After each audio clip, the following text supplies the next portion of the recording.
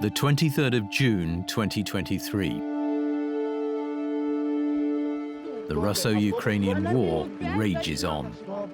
Soldiers on both sides continue to do battle by land, sea and air, with many paying the ultimate price.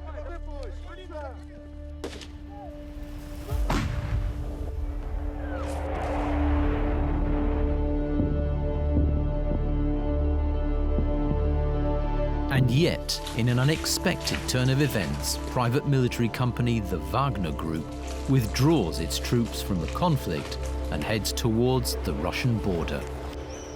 Mercenary leader Yevgeny Prigozhin orders his men to seize Russia's southern city of Rostov-on-Don, the opening salvo of a mutiny against the Kremlin.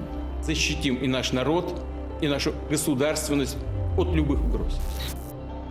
Prigozhin's move sparks rumors of an armed rebellion across Russia. And in no time at all, the Wagner Group march on Moscow to face the most powerful man in Europe. What happens next could change the course of the world forever.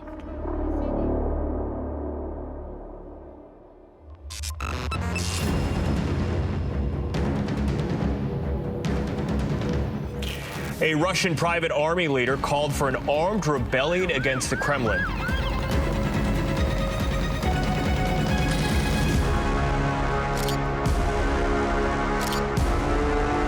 There's been a dramatic escalation in tensions between Russia's military and the Wagner mercenary group, raising fears it could lead to a civil war in Russia. Putin understands power very, very well. I would say he understands power better than almost any other world leader, and he has done for a long time. The ultimate goal of a dictator is to gain power, and then once you've got power, the goal of the dictator becomes to keep that power. Problem is, with dictatorships, there's no way in which the country can change direction without either a palace coup or an assassination, or, of course, the dictator dying. Этот парад остался в истории как триумф невиданной силы.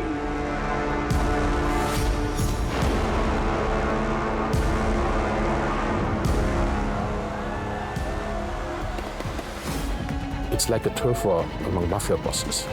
Of course, one of the key issues in any kind of mafia situation is to keep the peace. You don't want anybody to rock the boat. And that was Prigozhin's mistake now. He rocked the boat.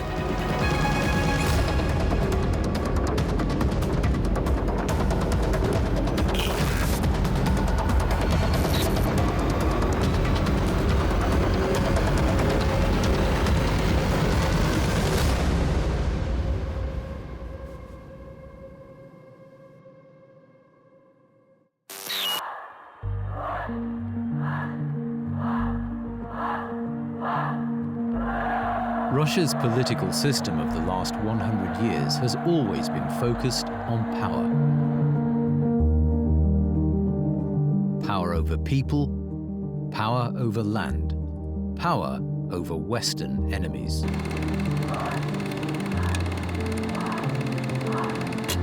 For the majority of the 20th century, the Soviet Union stood as one of the two major global forces. The USSR's empire covered 11 of the world's time zones and extended more than 6,800 miles from east to west during the Cold War years.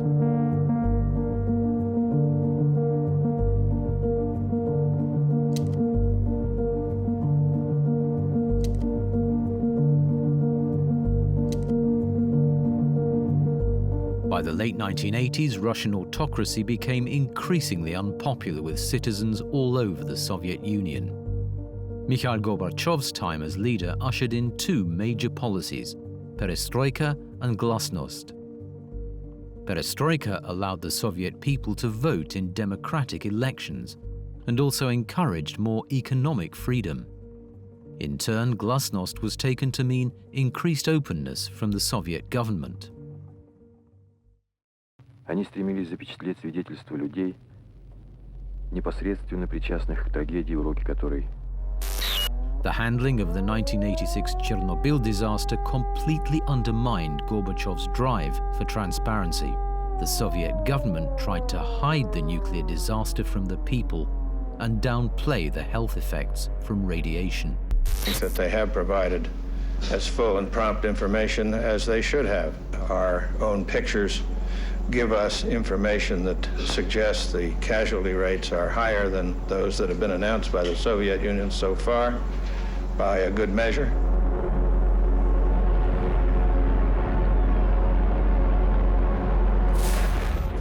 The disaster exposed the government's deep levels of corruption. Citizens in Soviet states could no longer ignore the callousness of their leaders. As a matter of fact, we know next to nothing about what has happened. I have been advised to wash ourselves and our children's hair, to change clothes. Вы пришли на этот митинг, чтобы сказать свое решительное «нет» реакционному курсу Горбачева и его команде.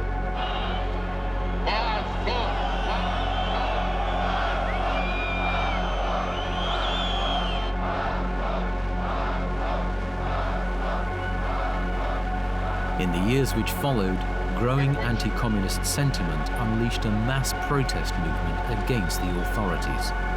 Political revolution in Poland sparked other Eastern European states to rise up against their oppressors. In 1989, the people's anger reached East Germany, and Europe's most famous symbol of division finally collapsed. East German troops took control of the key section of the Berlin Wall at the Brandenburg Gate early this morning. They stopped the party, but any hopes they had of stopping the West Berliners destroying the wall were soon dashed. As dozens of young men pulled on a rope and chains, the chant went up, Mauer weg, down with the wall. The reply was swift. This is the wall the East Germans themselves built, and they don't like to see it broken down from the west. Water cannon were drawn up, but the West Berliners were determined.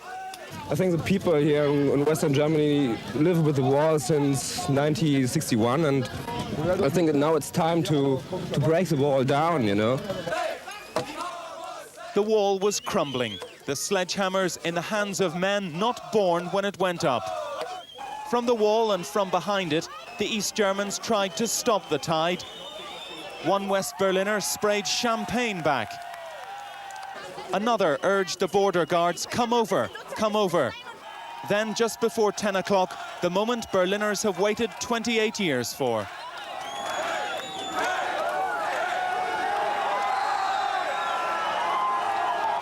Even the East Germans seemed exhilarated, a symbolic breach in the structure that separated millions and claimed hundreds of lives. West German riot police stopped the crowd surging onto communist soil, but by then they'd made their point. The East Germans closed the wall, but the whole section at the Brandenburg Gate had cracked and the momentum had begun.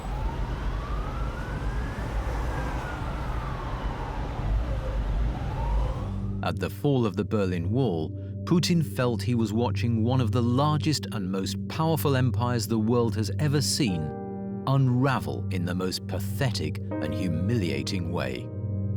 The Soviet Union as a whole dissolved by 1991, and Russia quickly found itself losing relevance.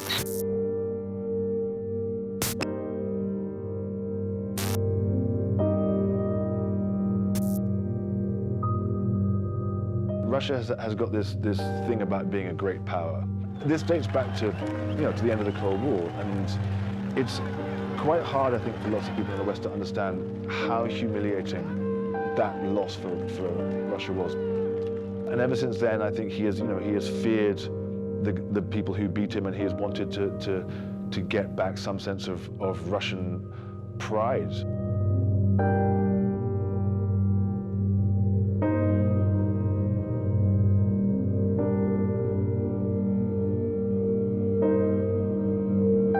Putin soon began to harbor his frustration to pursue a career in politics. Over the next decade, he rose from a mid-ranking cog on the periphery of the KGB to become the deputy mayor of St. Petersburg. After the collapse of communism in the Soviet Union in 1991, he gets a job with the new democratically elected mayor in St. Petersburg. And really, the speculation is that the reason that Sobchak gives him a job is that he wants somebody who has KGB connections as his kind of tough guy, as his guy who can actually be the link person with the security services and the link person with organised crime. It basically becomes his bag carrier, but what he's doing is he's forging connections by people, you know, in industry, in politics, you know, all around St. Petersburg. Putin is the indispensable grey man. You know, he's not, you know, making speeches. He's not being a politician. He's simply being a functionary. He's being a bureaucrat. But what Putin knows, and what people often know, is that the people at the nexus of power, it's people in the margin, it's people, you know, at the meeting points of power, are the people who actually gain the power, because they're the people who knows, you know, what different people want, and they can manage those relationships. And suddenly, Putin finds himself, you know, at the heart of power in St. Petersburg. He finds himself enriching himself because everything is corrupt. So that is a key part of the Putin narrative, that relationship with Sobchak.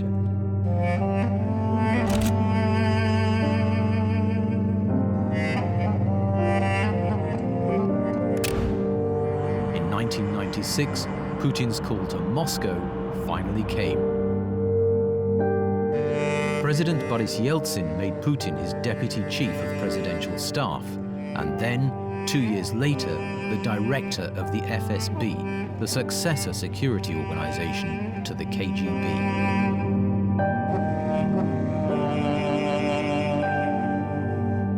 Russia in the 1990s under Boris Yeltsin was certainly a very chaotic environment. Yeltsin and his government have been trying to create a market economy. Rather than creating a market economy, what they've done is that they've transferred ownership in the most important bits of the Russian economy to a small number of individuals who've become mega rich. In Russia at that time, there was no rule of law. If you had a disagreement with someone, you sorted it out with violence. Because there was no, you know, you couldn't have a business dispute and take it to the court. There were no courts. There was a ton of money floating around, and the money was getting bigger, you know, especially because with the economic reforms, the exchange rates on the international market, the disparity was so huge that, you know, you could buy a barrel of oil for next to nothing in rubles and sell it for a fortune in dollars. They call it the Wild East. The memories of that time really die hard for lots of Russians, and actually, for a lot of Russians, given them the choice between authoritarianism and the anarchy of the Yeltsin years, they'll take authoritarianism. They'll say, you know, we don't want that anymore. You know, freedom is a pretty nebulous concept when there's anarchy around. Putin's loyalty and strength during this period captured Yeltsin's eye. The president appointed Putin Prime Minister of the Russian Federation in August 1999, and later announced that he wanted to see him as his successor.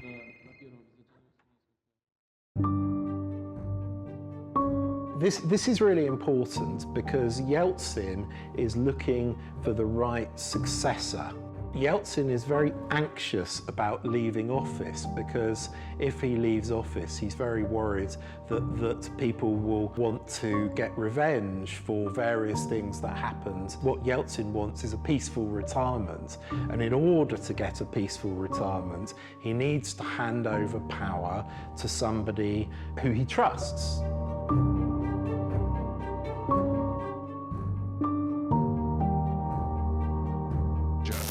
As of now, Putin's rating is 0. He was never regarded as a serious presidential contender, and I don't think that Yeltsin's approval will add much to that 0. Vladimir Vladimirovich Putin. Putin had seen close up how weak the new Russia had become. It soon became clear that his presidential style was going to be very different to that of his predecessor. On taking over the reins, he constructed himself as a no-nonsense tough guy and the true hero of modern Russia. Misinformation, corruption, and the elimination of opponents became the basis of Putin's power. He wants to absolutely control the agenda. It's said that his predecessor, President Boris Yeltsin, the only thing that he had on his desk was a pen, which he used to sign presidential decrees. And when Putin takes over from Yeltsin, the pen gets replaced by a remote control because he's so obsessed with his image on television. And various people who met him early in his presidency say sometimes he used to stop the meetings to turn on the news to see how he's being reported. You hold on to power as a dictator by getting increasingly ruthless. You also hold on to power by making sure that you control the message. You've got to keep lying. Lie, lie, lie, lie, lie. So you've got to keep your people in the dark, and that's how you keep power. If we go back to the Soviet Union, really propaganda is the attempt to persuade people that reality is something other than it is.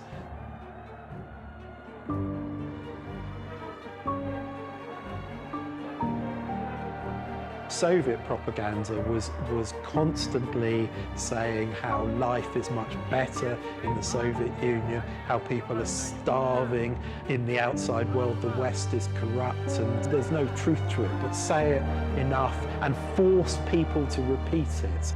But Putin-era propaganda is very different. It's no longer trying to convince people of an ideology. It's no longer trying to convince people that communism is the best system. Actually, Putinist propaganda isn't trying to convince people of anything. It's just trying to confuse. What Putin wants is for people not to know what's real. Vladimir Putin's intentions to restore Russia's greatness have not faltered. His thirst for control goes hand in hand with his desire for Russian influence to spread far and wide. The president remains intent on not letting history repeat itself.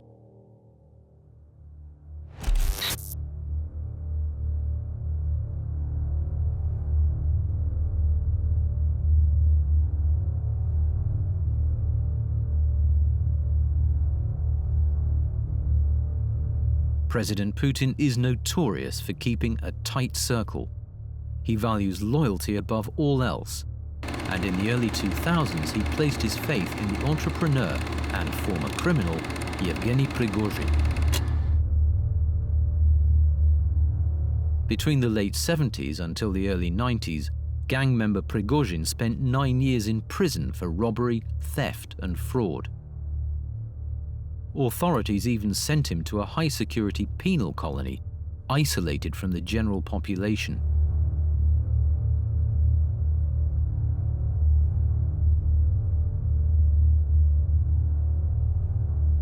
The Supreme Court of the Soviet Union released him early for corrective behavior.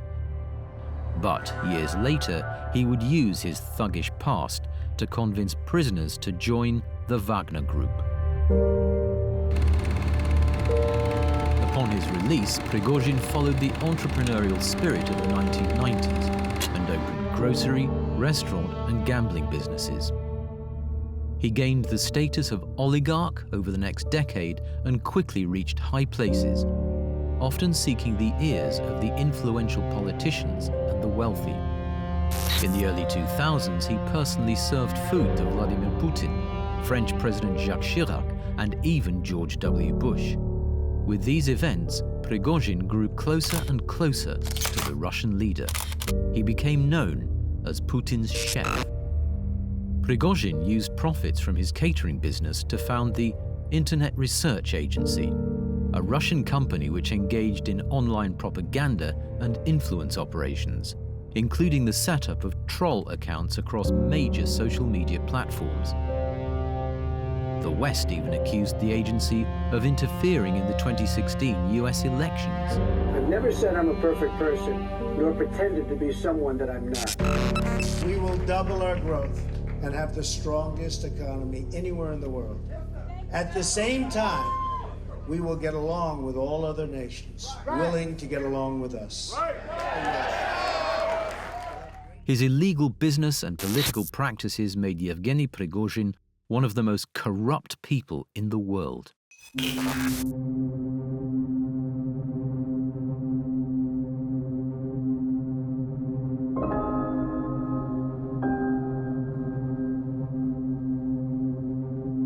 Our three countries stand shoulder to shoulder against Russia's barbaric invasion. We're standing up for democracy, against authoritarianism, and standing with Ukraine. War and violence once again cast a dark shadow over Europe. We are working together. Vladimir Putin's obsession with holding back NATO and expanding Russian influence has led to one of the deadliest conflicts since World War II. The outbreak of the Ukraine war in February 2022 is the most defining moment of Putin's presidency so far. His problem with NATO is that he thinks that NATO is an aggressive power, and whereas NATO regards itself as a defensive power. And so, this is why he has this sort of fundamental issue with former Soviet republics turning to NATO, turning to the West, because he sees it as the world against him. I think another really important hallmark of any dictator is that they become increasingly paranoid. They think the world's against them. And then they act in that way. And then, of course, ultimately the world then does have to turn against them.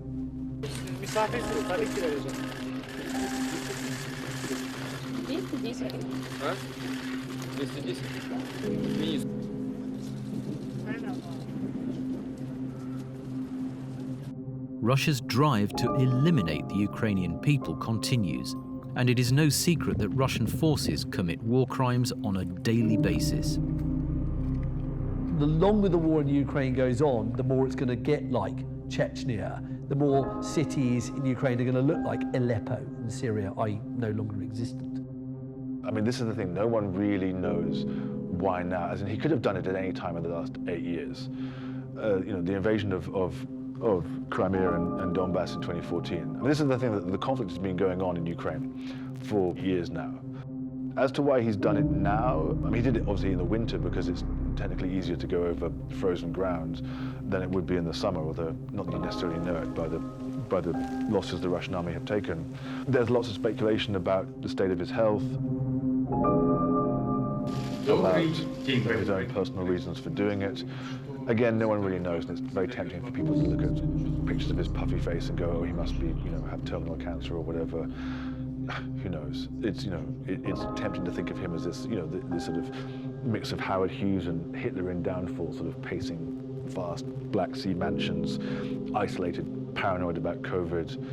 I think it's all of a piece with his worldview. Putin defines as success strength, anything that's revealed him to be strong, anything that's made his opponent look weak.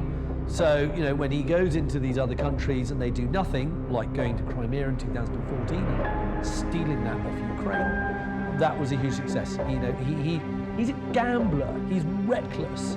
He's like a person who drives through a red light at 100 miles an hour, and if he hasn't had a crash, he says that's been a successful maneuver. Well, most people regard that as not a particularly successful thing to have done. You've always killed yourself and other people doing it, but that's fine for him. Evidence suggests that the Wagner Group has been used as a proxy by the Russian government, allowing it to hide the true casualties of Russia's foreign interventions and deny any wrongdoings.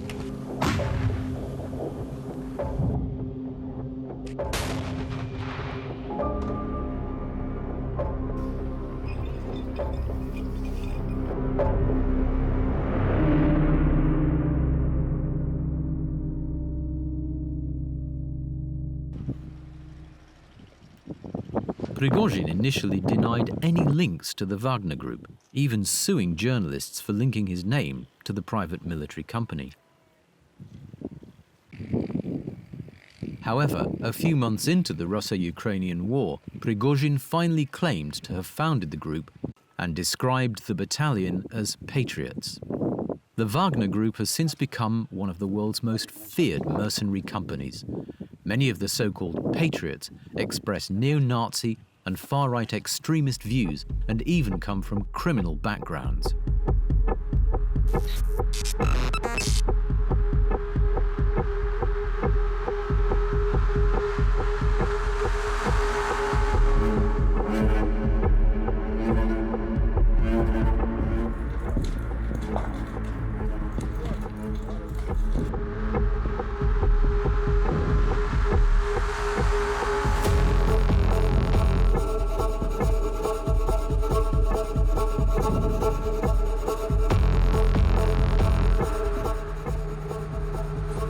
Is that his brother?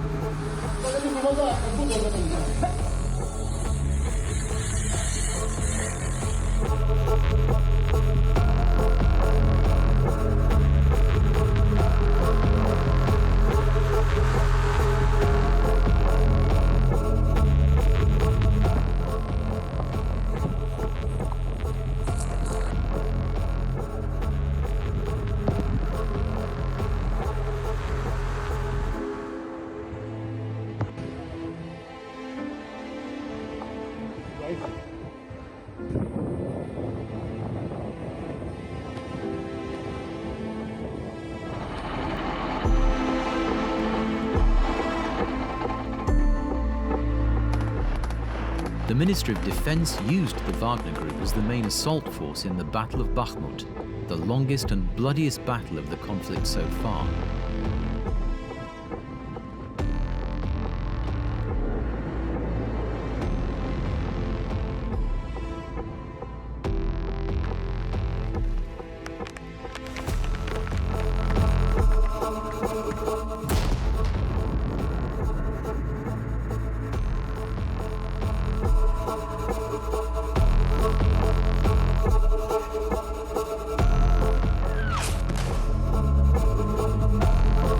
The Ukrainian government and the West have accused the Wagner operatives of some of the most violent war crimes, including murder, torture, rape, and robbery of civilians.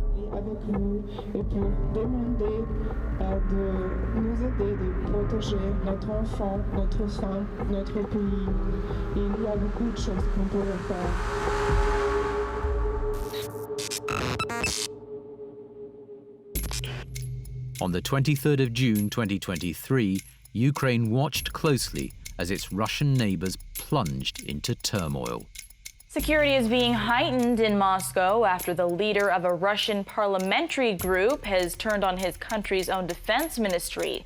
The Wagner Group has been one of the most violent Russian forces fighting in Ukraine, but now its leader is accused of mutiny. For months, Prigozhin had been lambasting Russia's high command for mishandling the Ukraine war and repeatedly accused the defense minister, Sergei Shoigu, of incompetence. Шойгу! Герасимов! Где боеприпасы? Посмотрите на них, Earlier in June, the Kremlin demanded all Russian mercenaries sign contracts with the defense ministry, a move seen as an attempt to control Wagner. But Prigozhin remained defiant. He refused to comply and voiced increasingly vitriolic tirades against the Russian military hierarchy. The Wagner chief had no choice but to lead a march for justice against Russia's leaders.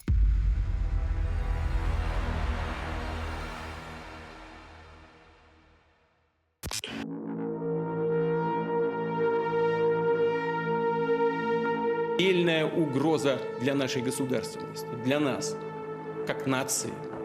Это удар по России, по нашему народу. И наши действия по защите Отечества от такой угрозы будут жесткими. The Russian government and media corporations appealed to Wagner fighters to abandon their leader, describing the march as a criminal adventure.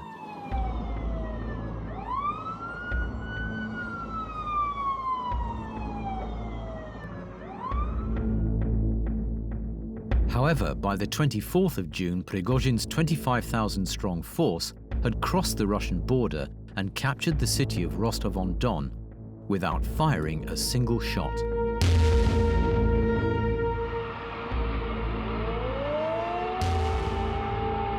Они позировали все, наоборот, фоткались. А потом, когда уже...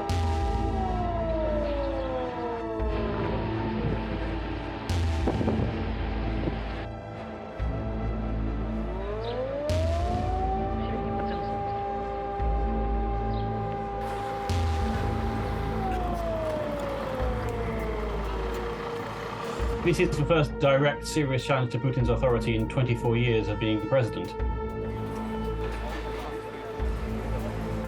First of all, Prigozhin is no knight in shining armor.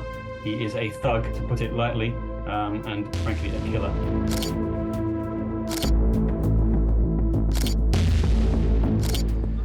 The governor of the region ordered residents to remain calm and stay indoors as Wagner forces took control of army headquarters. But the locals did otherwise. Many headed out onto the streets in support of the rebellion. In that moment, the Wagner Group were regarded as heroes.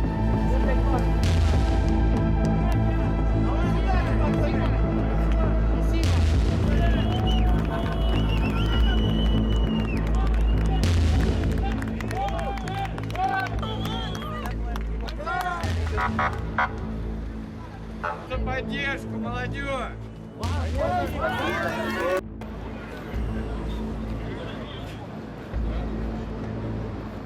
In the biggest threat to Putin's presidency yet, Wagner troops began to march on Moscow.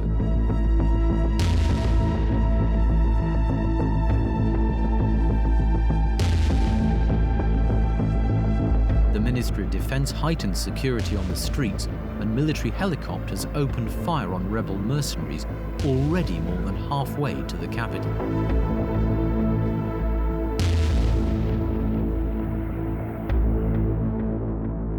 Yevgeny Prigozhin soon became Russia's most wanted man, and the world watched on as Putin raged from inside the Kremlin.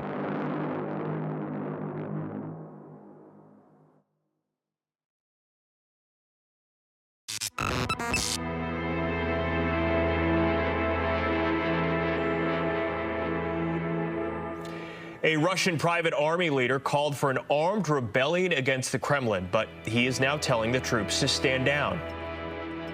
Vladimir Putin does not give in easily. He is known for having a tight grip on his country and his people.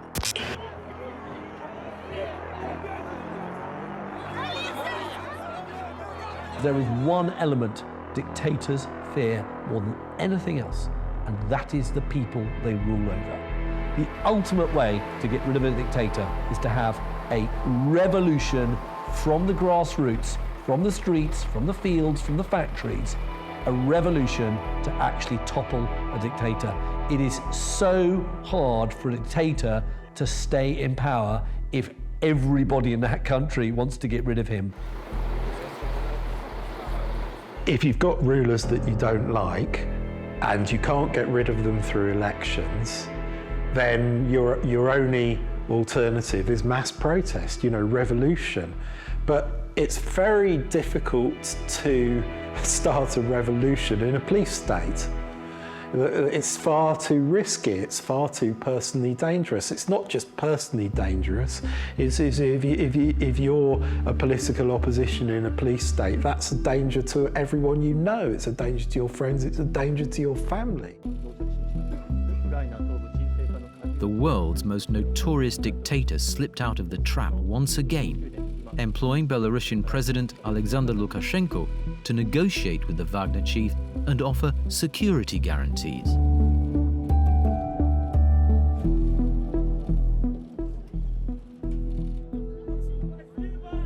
By late afternoon of the 24th of June, Prigozhin ordered his men to stand down, stating that he wanted to avoid bloodshed.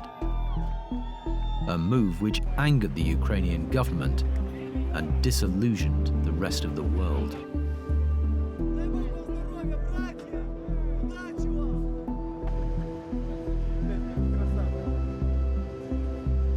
it's like a turf war among mafia bosses. Of course, one of the key issues in any kind of mafia situation is to keep the peace. You don't want anybody to rock the boat. And that was Prigozhin's mistake now. He rocked the boat. And that got the whole thing unsettled. And this is where we are now. And this is where the situation at the moment, while we are sitting here, while the news are going on somewhere else, is actually very volatile. Because we don't know whose loyalty falls where. Putin's chef had abandoned the fight. But would he slip into the shadows quietly?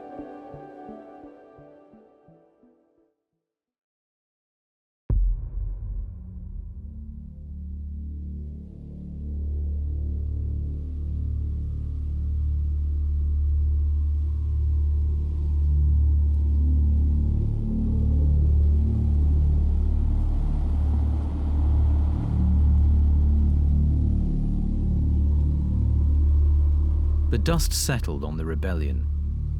The Kremlin announced that Prigozhin would be extradited to Belarus with the word of Putin that he would not face charges for treason. Пока не поздно и нужно, и необходимо это сделать. Это подчиниться воле и приказу всенародно избранного президента Российской Федерации.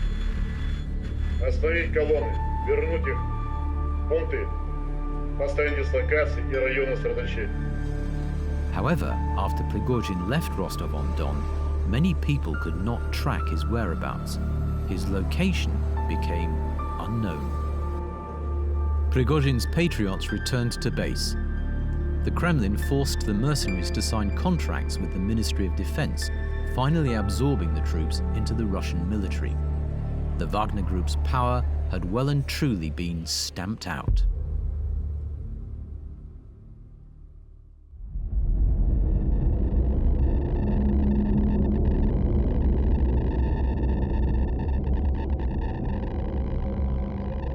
In the following weeks, the former Wagner chief's whereabouts remained murky. People reported sightings of Prigozhin in St. Petersburg, Belarus, and even at a Russia-Africa summit hosted by President Putin. However, if there's one thing Putin hates, it's betrayal.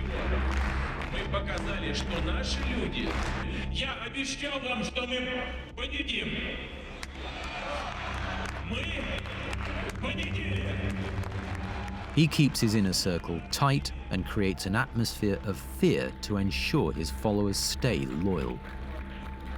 Rumors swirled worldwide that the Russian president had ordered Prigozhin's execution, a fate which many traitors have faced before. There's no doubt that it's very hard to protest anymore, on the streets of any Russian town or city.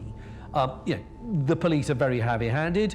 We see even elderly people being, forcibly detained, bundled into the backs of vans. We get people being beaten up. Of course, political opponents and those who have been against Putin have been murdered or had attempts against them. You look at Navalny, one of the most sort of celebrated opponents of Putin, poisoned, almost killed.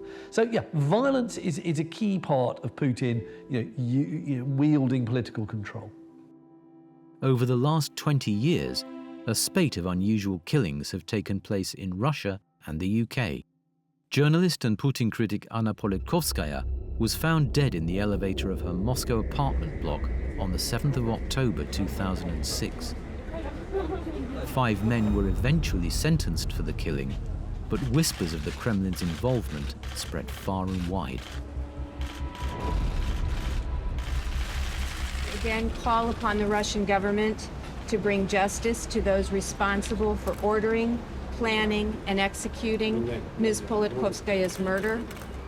Like many other journalists reporting on the North Caucasus over the past 2 decades, Ms. Politkovskaya was killed in retaliation for her efforts to uncover corruption, abuse, and violation of human rights.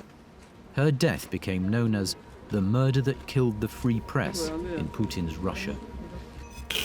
2 months later, the former FSB officer and Russian defector Alex Litvinenko suddenly fell ill. Litvinenko had been poisoned with polonium-210 whilst meeting 2 former agents, Dmitry Kovtun and Andrei Lugovoy, in Mayfair, London.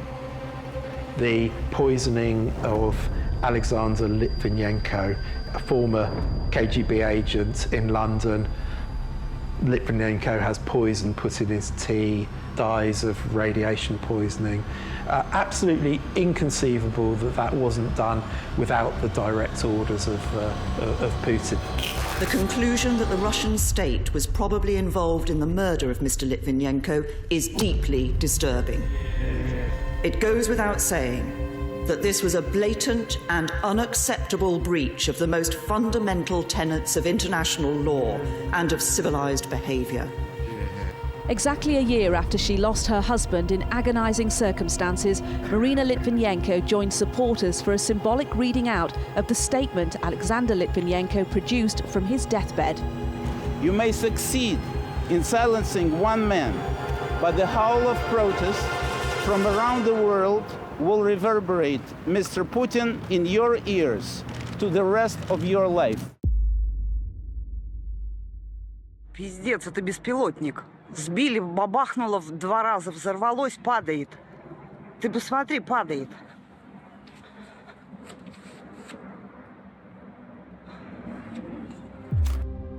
Yevgeny Prigozhin has died after a business jet he was on crashed about 100 miles northwest of Moscow.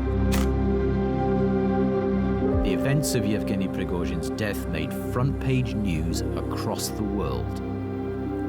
7 passengers and 3 crew were on the private jet flying from Moscow to St. Petersburg, including the Wagner military commander, Dmitry Utkin. Most likely will be presented as officially presented as a friendly fire incident, and or something like that. It will never be officially confirmed that Prigozhin or his air jet was specifically targeted. Of course not. But we know when Putin intends to send a message. Tabloids in Britain termed the death as Putin's revenge, and theories on the Wagner chief's demise started to spill out everywhere. The West mainly believes that Putin had Prigozhin and his associates killed. A preliminary US intelligence assessment concluded that an intentional explosion caused the plane crash. I'll say right up front, first of all, our initial assessment is that it's likely Prigozhin was killed. We're continuing to assess the situation. British security sources viewed the death as completely unsurprising and determined that the FSB most likely targeted the Wagner chief's plane. The Kremlin once again denied all involvement in the crash.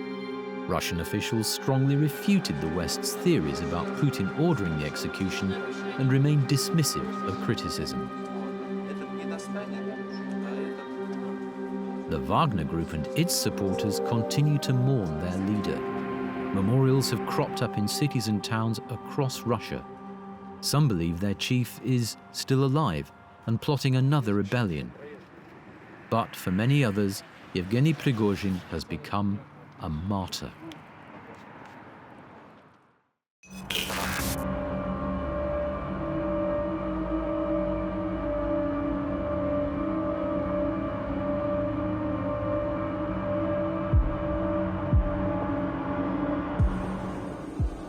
Prigozhin's 24 hours of chaos shook the Kremlin to its core.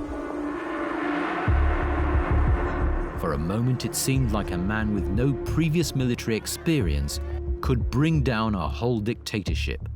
A fact Putin is surely embarrassed about. Putin's Achilles heel is his own ambition. I think he's overreached himself. I think that he is attempting now to do things that actually he doesn't have the manpower or materiel or ultimately the support to do it. I think that's his problem. He's been in power for too long. That paranoiac, narcissistic mentality is now completely in control of him. He's no longer got that perspective that he needs. Prigozhin's subsequent death has exposed to the world that corruption and violence are still rife in Russian politics. The tyranny of the Soviet Union still bleeds into the country's foundations. we see throughout Putin's presidency a sort of utter indifference to the value of human life. If it's a choice between human life and his power, he's always consistently chosen his power. The Kremlin has eliminated an immediate threat for now. But before long, there will be others, and with President Putin damaged and licking his wounds, it seems like the prime time to topple his power.